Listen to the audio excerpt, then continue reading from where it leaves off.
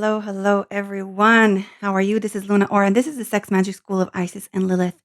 And today I would like to talk about an important holiday, which is really holds spiritual codes and information for all of humanity. As you know, the Jewish holidays, well, actually, not as you know, because most people think Judaism is all about religion. And that's actually just a distorted side of Judaism.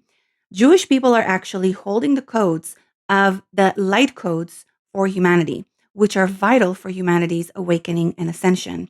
Especially, they hold the codes of sacred union. Now, Judaism has been distorted into this religious box idea, demonized throughout the years, blah, blah, blah, which we're not going to get into. I am really, really not into religion, just to be clear about this, but I am into the light codes that we're holding for humanity.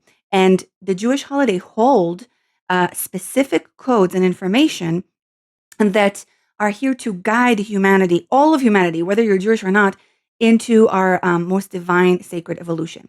And so, if you watch my video about Aubrey Marcus, and I spoke about that fake rabbi, and by the way, I'm Israeli and I'm Jewish. So I mentioned this, and I mentioned how Judaism really. I mentioned something about the sacred union, and this is important to be clear about, because Judaism is actually all about the sacred union in its origin, in its pure form, without all the religious ideas that men have put on top of it throughout the years, right? So in its original alchemical sacred form, it is really all about the sacred union. So Shavuot is all about the sacred union, and I really want to go into this now. So there is an ancient Jewish festival hidden between wheat fields and whispered Torah verses that holds one of the most potent codes for humanity's awakening. This festival is Shavuot, the Feast of Weeks. This is literally Shavuot means weeks in Hebrew, and beneath its traditional wrappings lies a blazing symbol of sacred union, of orgasmic revelation, and of the divine marriage between the feminine and the masculine, the divine feminine, divine masculine, that our world is now desperately longing to remember. As a sex priestess, I read scripture like poetry, like myth, like a long forgotten spell, waiting to be reawakened and alchemized, in the body. And when I look at Shavuot, I don't see an old tale, and I don't see a religious holiday. I see our story, yours and mine, encoded with spiritual technologies that can guide us home to ourselves and each other. Just so you know, Kabbalah and Judaism are all spiritual technologies. Do not mistake that with the distorted religious side of this.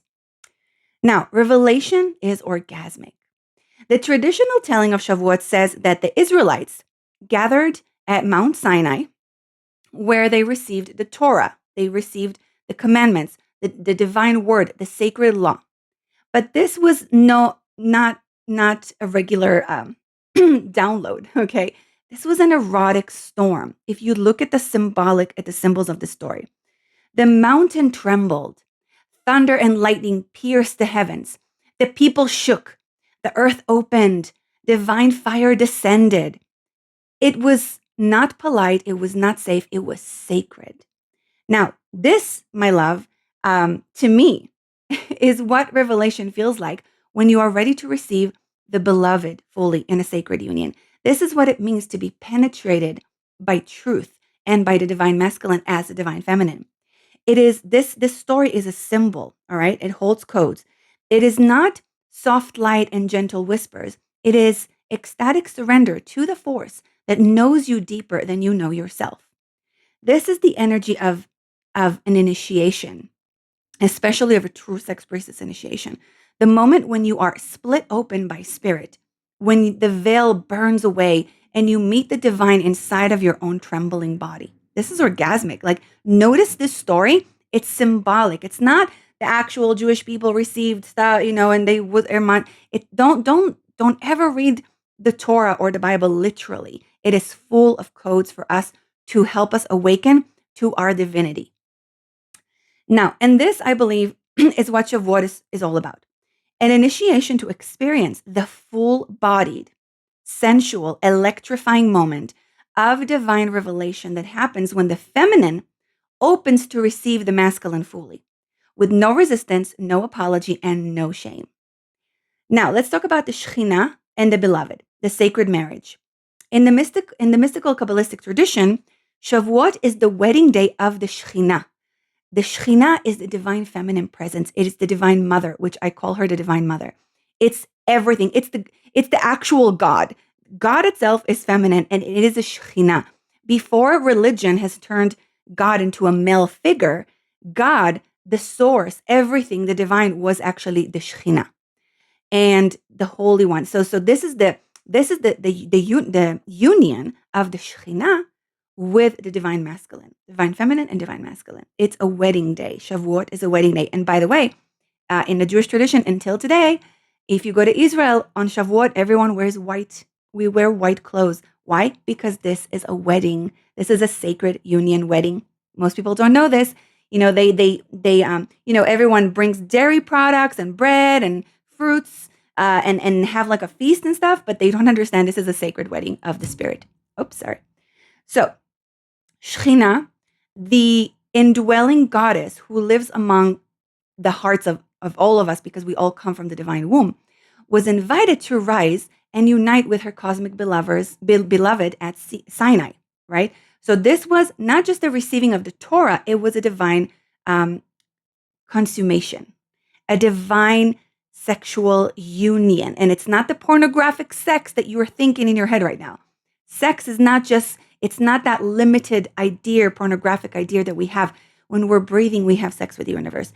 When we are conversing with God, with the mother, we're having sex. When we are, sex is who we are. It is with every breath we take. It is all the time. And the question is, how are we going to use the codes of sex magic and sacred union and not distort them like 99% of the people do today? So this story is a mystical technology. Every year, this moment reawakens in the collective field, whether you're Jewish or not, like I said. And we are invited to reenact in it, not just in temples or synagogues, but in our bodies, in our beds, in our breath. We are invited to let Shekhinah rise in us again, to let the Divine Mother rise in us again, and to let her meet the awakened masculine in sacred union. Not domination, not suppression, not control, but sacred witnessing, ravishing, and devotion. This is what the world has forgotten, and what we, women, witches, priestesses, lovers, and leaders must now remember. So, traditionally, Shavuot was also the festival of the first fruits. The people would bring the first fruits of their harvest to the temple as an offering of gratitude. But what are the first fruits of the feminine? They are the creations born from our sacred wombs. The book, the song, the ritual, the orgasm, the child, the idea that would not leave you alone until it's birthed into a new world. We are the birthers of new life all the time. Shavuot invites you to offer your most sacred creative force to the divine, to say, here, I offer this not for approval or validation, but as an act of reverence, as an act of devotion. When a woman gives from this place, from her fullness, not her lack, she becomes the fountain of life, and the masculine bows to her. He has to. He brings his presence, his structure, his love, his codes. She brings her wildness, her creativity, her ecstatic heart. Together, they become Eden again. This is the story of the Garden of Eden. Okay, this is like all the Torah, all the Bible is the sacred union, if we really look at the codes and the information that is given to us. Again, why it was distorted by the dark wizards, by the dark forces, and distorted into this idea of religion, but really we forgot what it's all about, the actual truth of it. So we read the story of Ruth on Shavuot as well, a woman from outside the tribe. She was not an Israelite. She was a widow, a foreigner, a crone in training. And yet she chooses devotion. She chooses love. She chooses the lineage of the feminine, even though it costs her everything. Ruth is the priestess archetype hidden in plain sight in this story. The woman who walks away from the known and devotes herself to the path of sacred union. She's not naive. She's powerful. And it is through her womb line that King David is born, the lineage of divine kingship and messianic light. Now, Ruth shows us that devotion to love is the key to spiritual royalty, not obedience, not fear. Again, we're not talking about control, but devotion, absolute devotion. And this is the kind of woman I believe will lead the new earth. Women like you, reading this, listening to this, reading my books, women who are truly wanting to embody the divine mother inside of us, embody what it actually means to embody the divine feminine, not the fluffy version you see on Instagram or fake priestesses speak about all the time, or this like polyamor, like, all the bullshit in the spiritual community, which I have gone on a very big rant on in my last 2 videos about Aubrey Marcus. And I've actually gone on a rant about it for years now on my YouTube channel. But the real Shekhinah, the real divine mother, divine feminine within us in devotion with our full fucking power embodied. So women who are no longer asking for permission to be radiant, powerful, sexual, and sacred, because we are sacred. We are life. And you cannot destroy women without destroying life. So my invitation to you on this Shavuot, don't just light candles or read verses. Maybe you don't even know what Shavuot is, but this is an open door for you. Light the altar of your body. Read the sacred scriptures of your longing. Love, let yourself be filled with revelation. Let the divine ravish you. Make love with yourself, with your beloved, with life itself. Let the Shekhinah rise inside of you. And when she does, do not shrink. Do not silence her. Let her moan, let her cry, let her sing the songs of the women who remember what it means to be holy. Let the masculine come to meet her, not in conquest, but in reverent awe. And may the union between you birth a new world, one where the sacred is not separate from the sexual, or where love, once again, is the law. This is, again, I repeat, not about religion. The Jewish tribe are actually the keepers of light codes and not a religious group, okay? You have to understand this. The Judaism actually has nothing to do with the religious bullshit story that they've put on this tribe. When you do a DNA test, you can see that you're Jewish in your blood, okay? It's not a regular religion. It's not something that you can join. It's something that you are born into, because originally, this is a tribe that was born into a space where they have to hold the codes of truth for humanity. Again, why they have been so suppressed all the time. This is why my tribe has been so suppressed, and why the dark forces always want to kill it and hate it so much. But you can't kill the truth. You cannot kill the light. You cannot destroy the fucking light, ever. You can manipulate it. You can distort it. You can make everyone hate it, but you cannot destroy the light. So there are different tribes on the planet that are here that are holding specific codes of something, of a specific energy. For example, the people with dark skin, which, by the way, my father is Black. For those of you who don't know, like, I'm half Black, full Jewish, half Black.